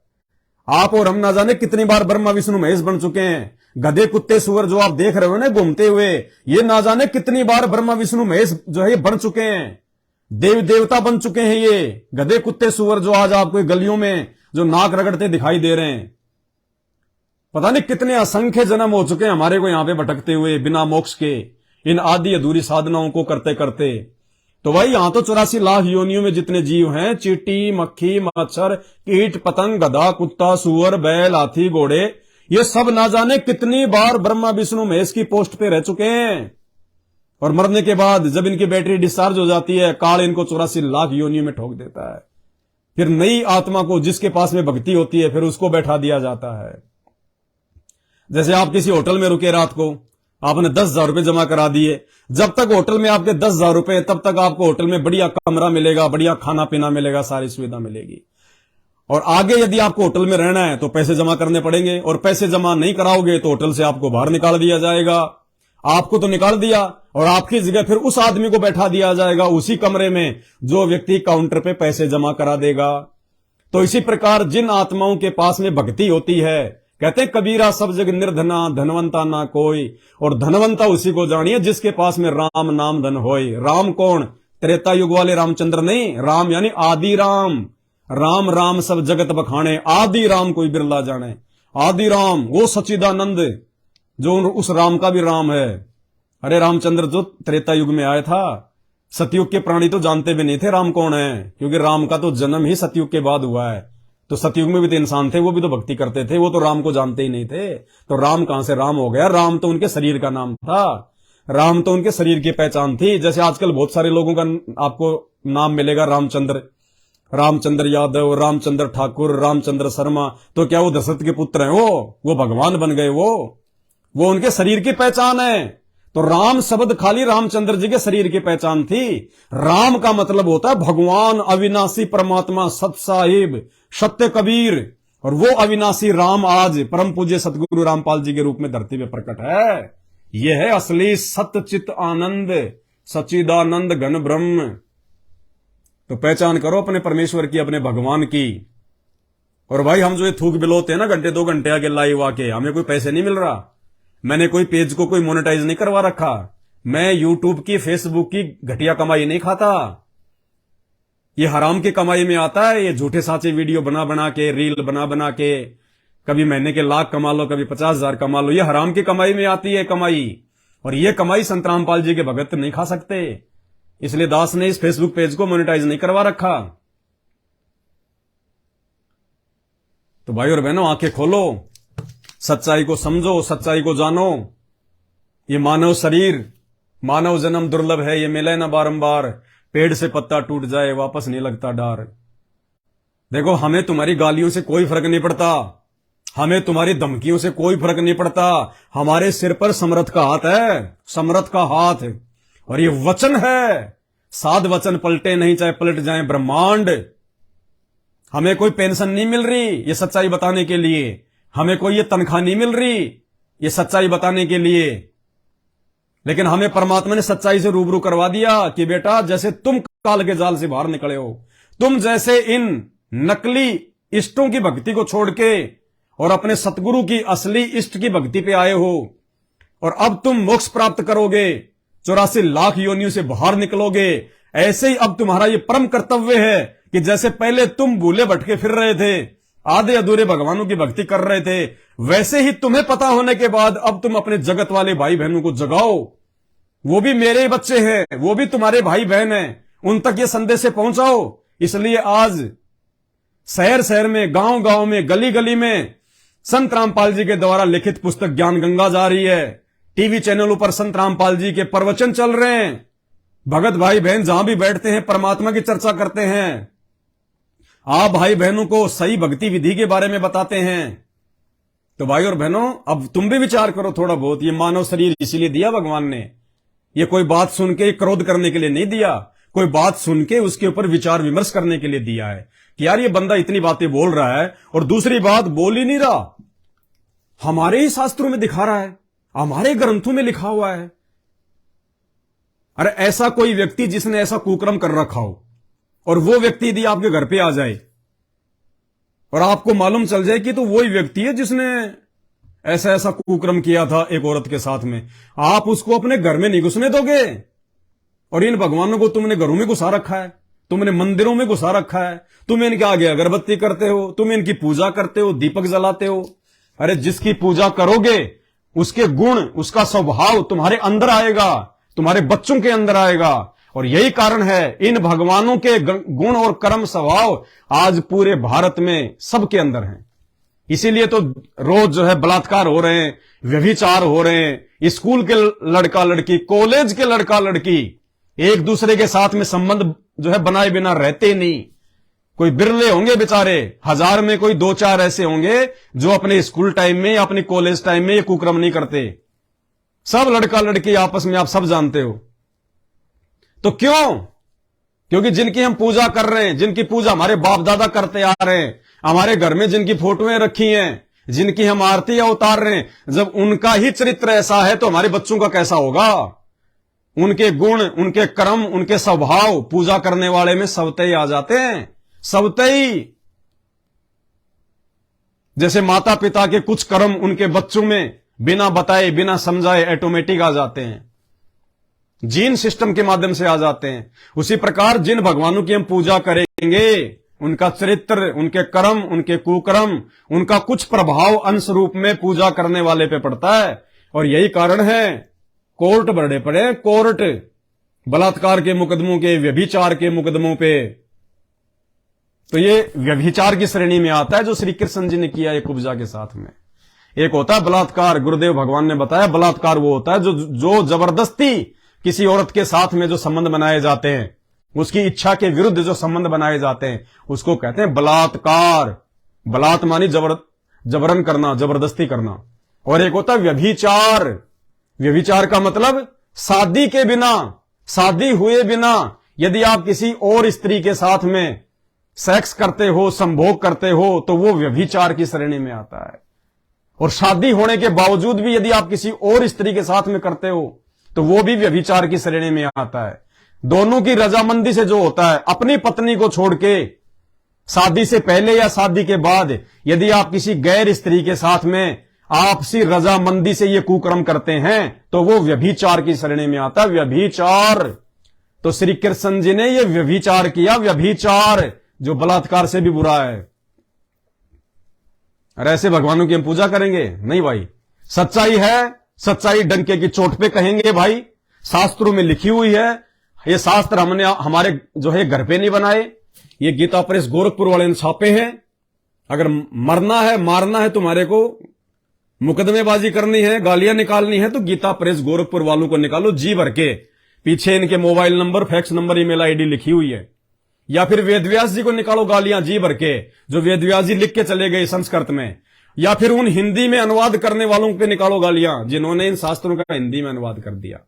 या भाई अपने उन कथावाचकों को गालियां निकालो जो दिन रात ये कथाएं कर करके यूट्यूब को भर भर के जो अपना रोजगार सेट किए हुए हैं, जो अपना पेट पालन कर रहे हैं इन पुस्तकों के आधार से, उनको गालियां निकालो भाई। हम तो सच्चाई बता रहे हैं और ये सच्चाई छुप नहीं सकती। ये चौथा युग है, कलयुग है, भक्ति युग है, भगवान धरती पे है। ये तो भाई पैरों तले की जमीन निकलेगी, पैरों तले की जमीन। और जिसको बुरा लग रहा है तो 2028 आने दो, 2028 नोट कर लेना, पेन कॉपी है तो 2028 से पहले पहले पैर उखड़ जाएंगे इन समस्त देवी देवताओं के, ब्रह्मा विष्णु महेश के समस्त देवी देवताओं के पैर उखड़ जाएंगे। 2028 से पहले पहले वो प्राकृतिक आपदाएं आने वाली हैं, वो भयंकर प्राकृतिक मार। देखो जरा यूट्यूब पे जाके लीबिया में क्या हुआ, पूरा का पूरा देश बह गया पानी में। वो भी तुम्हारी तरह ऐसे ही मस्त होके सो रहे थे, मस्त होके खा रहे थे, बकरे, मुर्गे, दारू, पानी, शराब, व्यभिचार, बलात्कार। कि बस जिंदगी एक बार मिलती है, बार बार थोड़ी मिलती है, खा लो पी लो ऐश कर लो। किसने देखा? बह गए पानी में रातों रात।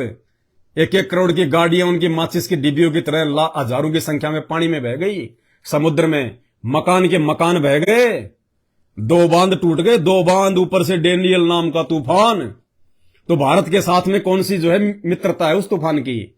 भारत में जितने भी बांध हैं, भौकड़ा नागल बांध, मेरे भाई भाखड़ा नांगल बांध, कहते हैं वो बांध अगर टूट गया तो पूरे हिंदुस्तान में 10-10 फुट पानी हो जाएगा, 10-10 फुट। और भाई ये काल है, तुम चाहे कितनी मोटी मोटी दीवारें बना दो, जब वो धाड़ मारता है ना, ये भूकंप क्यों आते हैं? तुम्हारी विज्ञान तो कह देगी पृथ्वी की वो प्लेट हिल गई, वो प्लेट हिल गई। अरे क्यों हिली वो प्लेट फालतू में? आज से पहले कौन नहीं हिली वो प्लेट? अब क्या हो गया उस प्लेट के? ये रहस्य सतगुरु रामपाल जी भगवान ने बताया कि ये किस ब्रह्मांड, ये धरती उस काल की है, काल की। और जब उस काल को भूख लगती है, 1 लाख मानव शरीरधारी प्राणी खाता है रोज, उसको श्राप लगा हुआ है, इसलिए शंकर जी को ड्यूटी दे रखी है मारने की। 1 लाख मारता है रोज, 1 लाख खाता, वो मारता तो चाहे ज्यादा ही होगा, लेकिन काल 1 लाख खाता है। सृष्टि रचना पढ़ो तब पता चलेगा। तो जब उस काल को भूख लगती है तब वो अपने ब्रह्मलोक से धाड़ मारता है, और जब वो धाड़ मारता है तो ये धरती हिल जाती है, ये प्लेटें हिल जाती है। जो तुम्हारे वैज्ञानिक कहते हैं कि भाई वो प्लेट हिल गई, वो प्लेट हिल गई, वो प्लेट ऐसी नहीं हिलती। जब वो धाड़ मारता है ना, जैसे जंगल में शेर धाड़ मारता है, जानवर भागने लग जाते हैं, थर-थर कांपने लग जाते हैं, ऐसे जब वो काल भूख के मारे धाड़ मारता है तब ये धरती हिल जाती है, 7 दीप नौखंड हिल जाते हैं। उस समय भूकंप आते हैं। अब चाहे तुम कितने चाहे मिट्टी की दीवारें खींच दो, कितनी मोटी मोटी, जब भूकंप आएगा तो सब हिल जाती हैं, 2 मिनट लगेंगे टूटने में, और कोई बचाव नहीं होगा। बचाव क्यों नहीं होगा? क्योंकि आप भक्ति सही नहीं कर रहे। बचाव होगा किससे? भक्ति से। अरे एक बस में एक्सीडेंट हुआ, 100 आदमी बैठे हैं, 20 आदमी मर गए, कुछ घायल हो गए, कुछ बच गए। क्यों भाई? सारे क्यों नहीं मरे? सारे घायल क्यों नहीं हुए? सारे क्यों नहीं बचे? भक्ति के कारण। जिनके पास में भक्ति नहीं थी, जिनकी बैटरी डिस्चार्ज हो चुकी थी, जिनके पास में जो है पुण्य शेष नहीं थे, उनको काल ने उठा लिया, अपना भोजन बना लिया। जिनके पास में थोड़ी बहुत भक्ति शेष थी, उनको काल ने खाली जो है वो घायल कर दिया, और जिनके पास में अभी काफी भक्ति थी, उनको चोट भी नहीं लगी। तो भाई सारा का सारा खेल पाप और पुण्य का है। ये धरती पाप और पुण्य के आधार से चलती है, पाप और पुण्य के आधार से।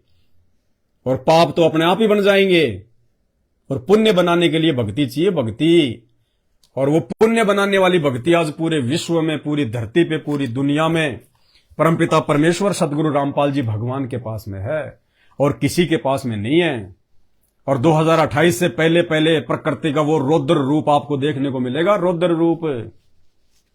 अगर नहीं संभलोगे उससे पहले, ये आपके ऊपर एक विशेष मेहरबानी हो रही है उस परमात्मा की तरफ से, संत रामपाल जी भगवान की तरफ से। उन्होंने तो शास्त्र दिखा दिखा के लाखों वीडियो बना ही डाले। आप यूट्यूब पे जाके संत रामपाल जी के विषय में सर्च करोगे, वहां तो आपको लाखों वीडियो मिलेंगे संत रामपाल जी के। इन्हीं धर्मशास्त्रों के ऊपर उन्होंने सत्संग कर रखे हैं। उन्होंने राम और भीलनी की कथा नहीं सुनाई, टाइम पास नहीं किया। श्री कृष्ण सुदामा की कहानी सुना के हमारा मनोरंजन नहीं किया। ये मानव जन्म मनोरंजन के लिए नहीं मिलता, ये भक्ति के लिए मिलता है। या तो एक एक श्वास परमात्मा के नाम पे होनी चाहिए खर्च। अभी तुम लोग भूल में बैठे हो, इसलिए सिनेमा देख रहे हो, बीड़ी फूक रहे हो, सिगरेट फूक रहे हो, पिकनिक मना रहे हो, कुल्लू मनाली जा रहे हो।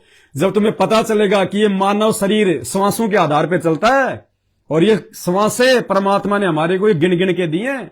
जिस दिन श्वासें खत्म, उस दिन तुम्हारा जीवन खत्म। वो नहीं देखता फिर तुम एरोप्लेन चला रहे हो, तुम बस चला रहे हो।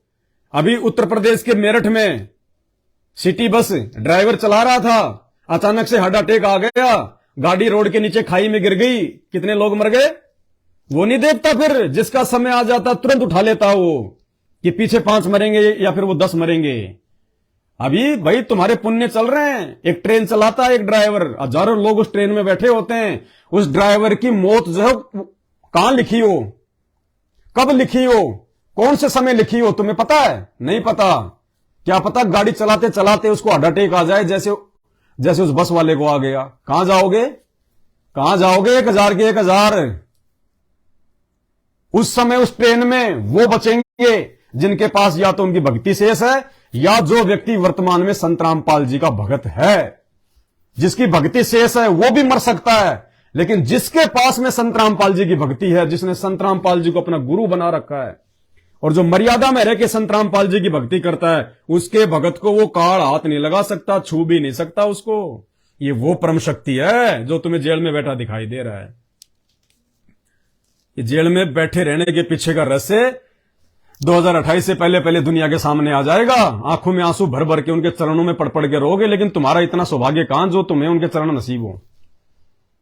उनके चरण तो ब्रह्मा विष्णु महेश को नसीब नहीं है। ब्रह्मा विष्णु महेश को ये इतनी अनमोल शख्सियत है, इतनी अनमोल हस्ती है ये, जो तुम्हें नॉर्मल जो है ये लग रहा है। तुम आम संतों की श्रेणी में तुम इनको गिन रहे हो। इंतजार करो, इंतजार 2028 का। ये तुम्हारे सारे भगवान फेल हो जाएंगे, ये सारे संत महात्मा शंकराचार्य फेल हो जाएंगे, सबकी भक्ति नष्ट हो जानी है, क्योंकि लास्ट समय आ गया युग परिवर्तन का। और वो भयंकर तांडव मचेगा, चाहे भयंकर कोई वायरस आना हो, चाहे महामारी आनी हो, चाहे भूकंप आना हो, चाहे बांध टूटने हो, कुछ भी होना हो, चाहे युद्ध होना हो। भयंकर आपत्तियों का दौर है 2028 तक। 2028 तक शुरुआत 2020 से हो चुकी है।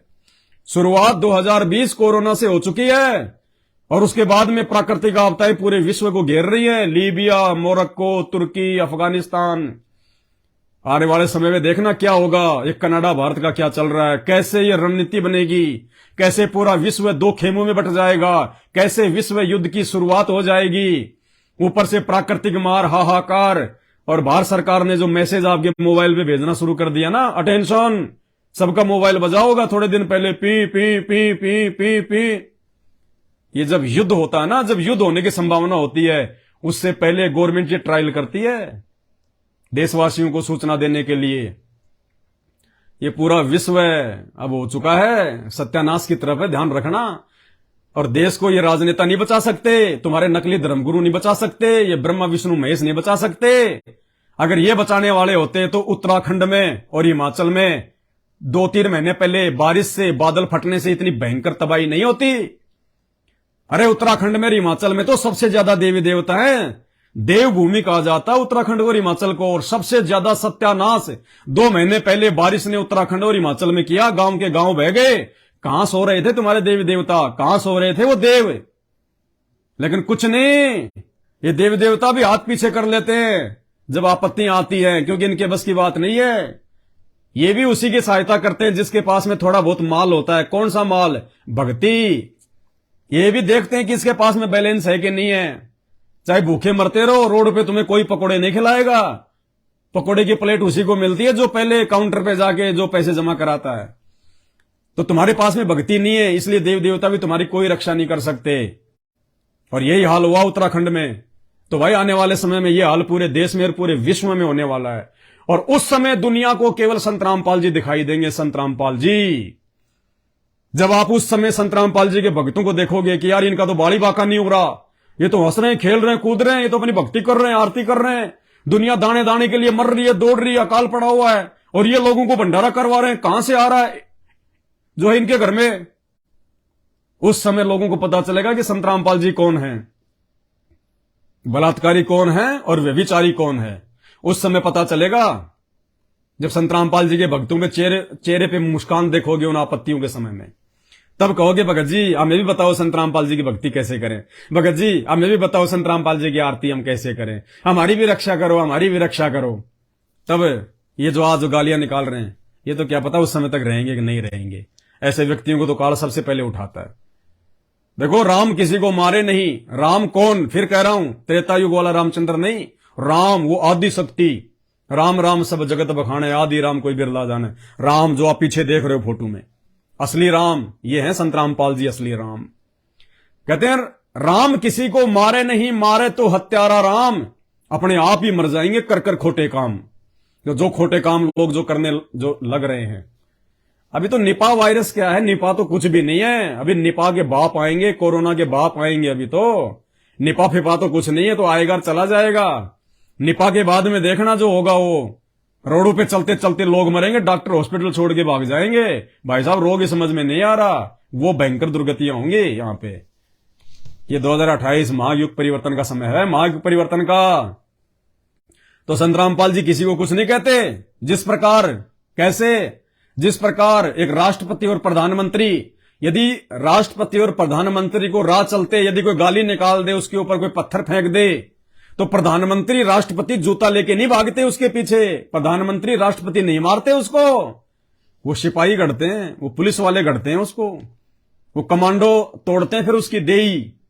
तो इसी प्रकार कहते हैं वो भगवान किसी को मारे नहीं, मारे तो हत्यारा राम, अपने आप ही मर जाएंगे कर कर खोटे काम। तो इसी प्रकार ये देव देवताएं गढ़ेंगे तुम्हारे को। कब? ये शरीर छूटने के बाद में 84 लाख योनियों में जाओगे ना, तब ये देवी देवता यम के दूध भाले ठोकेंगे आंखों में, छाती में, पेट में। उस समय पता चलेगा कि हाँ हमने क्या किया था धरती पे। उस समय रील चलेगी, जैसे महाभारत के युद्ध में संजय धृतराष्ट्र को महाभारत का युद्ध सुना रहा था दीवार पे देख के एलसीडी में, वैसे तुम्हारे इन कर्म कुकर्मों की रील चलेगी वहां पे धर्मराज के आगे। और धर्मराज कहेगा कि नालायक, किसी के बारे में 2 शब्द बोलने से पहले कम से कम देख तो लेता कि उसके विचार क्या हैं।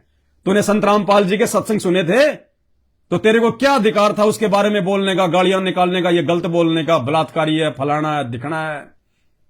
क्या अधिकार था तेरे को? जब उसके भगत उसको भोग लगाते थे, लाइव चलाते थे, तू क्या कहता था? टट्टी का भोग लगाओ, ये लगाओ, वो लगाओ, है? वो टट्टी वाले छेद में भाले घूस घूस के मारेंगे, फिर टट्टी वाले छेद में भाले घूस घूस के। रुक जाओ, समय आ रहा है, अभी भी मौका है। जिन जिन लोगों ने संत रामपाल जी भगवान के विषय में अपशब्द बोले, कुशब्द बोले, वरना विधि का विधान तो फाइनल है, मुंह से निकला निकला एक एक शब्द भोगना पड़ेगा। अभी भी आप लोगों के पास में समय है, संत रामपाल जी से नाक रगड़ के जहां भी हो वहीं से समय याचना मांग लो कि हमें माफ करो, हमें नहीं पता आपके बारे में, जो भी निकल गए हमसे जल्दबाजी में, गलती में। और सत्संग सुनना शुरू कर दो, सत्संग सुनना। हो सकता है परमात्मा दयालु है, ये है वो असली दयालु, सर्वशक्तिमान सच्चिदानंद गणम ब्रह्म, ये है। हो सकता है माफ कर दे परमात्मा, क्योंकि हम इसके असली बेटा बेटी हैं, हम इसकी आत्माएं हैं। और बाप का दिल बहुत ज्यादा जो है नरम होता है, कोमल होता है। बाप अपने बेटा बेटियों की लाख गलतियों को भी क्षमा कर देता है, माफ कर देता है। हो सकता है परमपिता परमेश्वर सतगुरु रामपाल जी भगवान तुम पे मेहर करे, तुम्हारे पर वो जो है वो तरस खा जाए और तुम्हारी गलतियों को क्षमा कर दे, नजरअंदाज कर दे। और सत्संग सुनना शुरू कर दो, सत्संग, वरना 2028 तक पैरों में कांटे चुभेंगे, कीले कीले, कोई नहीं बचाएगा तुम्हें। जैसे कोरोना आया, तुम्हारे देवी देवता मंदिरों में कैद कर दिए गए। अरे मुसीबत के समय तो देवी देवताओं को लोग याद करते हैं, उनकी पूजा पाठ क्यों की जाती है, भक्ति क्यों की जाती है, उनको चढ़ावा क्यों चढ़ाया जाता है, फूल क्यों चढ़ाए जाते हैं, भोग क्यों लगाया जाता है, ताकि मुसीबत आने पर देवी देवता हमारी रक्षा करे। वरना कोई खेत में हल जोतने के लिए थोड़ी हम देवी देवताओं की जो है वो भक्ति करते हैं। और मुसीबत आई तो उन पंडितों ने, उन पुजारियों ने सबसे पहले भगवानों को बंद किया मंदिरों में, और उन पत्थरों के नाक पे मास्क भी चढ़ा दिया। उन मूर्खों को यह नहीं पता कि पत्थर के कोरोना नहीं होता, लेकिन फिर भी पत्थरों के मास्क चढ़ा दिया उन्होंने, देवी देवताओं के नाक पे मास्क चढ़ा दिया। मंदिर, मस्जिद, गुरुद्वारे, चर्च सब जो है वो बंद कर दिए गए। हिंदुओं का भगवान फैल, मुसलमानों का अल्लाह फैल, सिखों का वाहे गुरु फैल, ईसाइयों का मसीह फैल। और उस समय ये संत रामपाल जी भगवान जो बैठे हैं पीछे देख रहे हैं, इनका ये छोटा सा अदना सा शिष्य एक 16 मिनट का वीडियो बनाया था कि भारत के प्रधानमंत्री से मेरी मीटिंग कराओ आधी घंटे, 16 दिन का मुझे समय दो। 16 दिन का जो प्रोसीजर मेरे गुरुदेव भगवान ने बताई है, उस प्रोसीजर को मैं लागू करूंगा पूरी मीडिया के सामने। 16वें दिन अगर हिंदुस्तान की सीमाओं से कोरोना वायरस गायब ना हो जाए, अगर एक भी वायरस हिंदुस्तान की सीमा में यदि बच जाए, मुझ पवन दास को एफिडेविट लिख के दूंगा, मेरे परिवार के साथ में किसी भी चौराहे पे नंगा करके गाड़ देना, फांसी तोड़ देना। ये वीडियो में ऐलान किया था, 20 मिलियन लोगों ने देखा था, 20 मिलियन लोगों ने इसी फेसबुक पे। लेकिन सरकारें कहां ध्यान देती हैं, मुझे 16 दिन की जेल करवा दी, ये इनाम मिला, तो भाई अब भुगतना पड़ेगा, आगे अब भुगतना पड़ेगा। परमात्मा के बच्चों को जेल करवाने की सजा अब दुनिया को भुगतनी पड़ेगी। आ गया समय, नजदीक ही है, शुरुआत हो चुकी है। कब क्या हो जाए वर्तमान में कोई भरोसा नहीं, कोई भरोसा नहीं। कब आपकी लाइट जो है वो काट ली जाए, कब आपके मोबाइलों के जो है ये कनेक्शन बंद कर दिए जाएं, कब आपका व्हाट्सएप फेसबुक बंद हो जाए, सब कुछ गवर्नमेंट के हाथ में 1 सेकंड लगती है, 1 second. Tower fail, network fail, 1 second लगेगी सरकार को छिन भिन करने में, किसी का किसी से कोई संपर्क नहीं। फिर डाले रहना जेब में उन लाख लाख रुपए के मोबाइलों को, अपना मुंह देखना फिर उसमें शीशे में। 1 सेकंड लगेगी, औकात याद आ जाएगी इंसान को, औकात। और उस समय वो व्यक्ति हंसते खेलते नजर आएंगे। उन व्यक्तियों के चेहरे पे तनिक भी डर और भय नहीं दिखाई देगा, जो संत रामपाल जी के भगत होंगे, जो मर्यादा में रह के भक्ति कर रहे होंगे। और जो भोग जब हम लगाते हैं, तुम्हारे को टट्टी नजर आता है ना, आने वाले समय में अगर टट्टी खाने को भी तुम्हारे को नसीब हो जाए तो अपना भाग्य समझना, इतना भयंकर अकाल पड़ेगा। परमात्मा औकात याद दिलाएगा और मजबूरन फिर तुम संत रामपाल जी के भक्तों पे आके और संत रामपाल जी को लगाया गया भोग खाओगे, तब तुम्हारी जान बचेगी। इसलिए अपने कुशब्दों के लिए सतगुरु रामपाल जी भगवान से क्षमा याचना मांग लो, वरना भयंकर समय है। ना बाप बचाएगा, ना मां बचाएगी, ना रिश्तेदार, ना नेता, ना मंत्री, ना पैसा, ना कार कोठी। कोरोना में नहीं देखा दाने दाने के लिए लोग जो है वो तरस रहे थे। सरकार ने तुम्हारे को राशन पानी भी ढंग से नहीं लेने दिया, बिना तुम्हारे को बताए अंदर ठोक दिया 3 महीने के लिए। कोई मरे तो मरे, कोई जिए तो जिए। तो इससे भयंकर समय, इससे 50 गुना भयंकर समय आपत्तियों का अब 2028 से पहले आएगा। और 2028 में फिर ये संत रामपाल जी नेता लोग पैर पकड़ के लाएंगे, पैर पकड़ के। जिसे तुम जेल में बैठा हुआ आम संत मान रहे हो, ये देश के नेता देश को बचाने के लिए पैर पकड़ के लाएंगे। और मर्जी मालिक की, आए तो आए, नहीं तो नहीं आए, निकलो यहां से।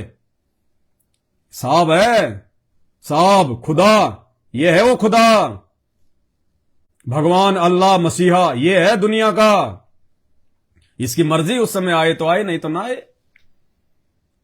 आज के वीडियो में केवल इतना ही। आगे आपको ब्रह्मा जी के बारे में, विष्णु जी के बारे में, शंकर जी के बारे में, इन तमाम जिनको हम इष्ट कहते हैं, भगवान कहते हैं, इनके गंदे चरित्र के विषय में, इनके व्यभिचार के विषय में आपको इसी प्रकार से वीडियो बना के समझाएंगे, आपकी आंखें खोलेंगे, ताकि आप इन छोटी और आधी अधूरी भगवानों की साधनाओं से पीछे हटो और परमपिता परमेश्वर सबका भगवान सच्चिदानंद धरती पे आ चुका है। सत्संग सुनो, सत्संग, रह जाओगे, वरना ऐसे जाओगे जैसे गधे के सिर से सींग जाते हैं। फिर कोई नहीं समझाएगा, कोई नहीं बचाएगा, रोगे ऊपर हाथ करके। तो आज के वीडियो में केवल इतना ही। परमात्मा दया करेंगे, फिर आप सभी के सामने लाइव आएंगे। बंदी छोड़ सतगुरु रामपाल जी भगवान की जय हो।